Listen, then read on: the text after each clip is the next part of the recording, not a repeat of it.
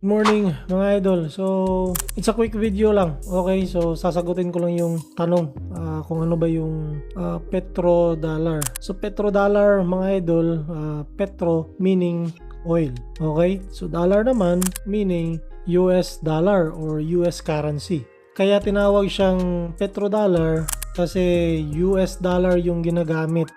Okay, pangbili ng oil. It's a worldwide mga idol.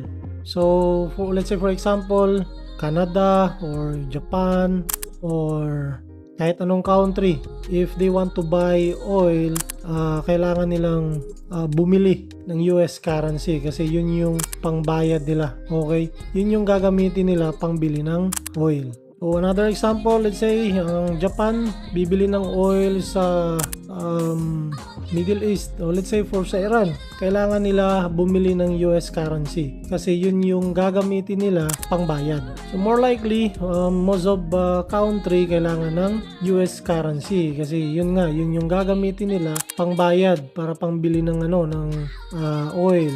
On sentiment basis naman, more likely parang magpiprint ng malaki yung chance na they will print a money, okay, yung sa US. That's why for me temporary lalakas talaga yung US currency. Kaya tumataas yung dolyar ngayon. Tumataas ang oil, tumataas ang dolyar. Bakit tumataas ang dolyar?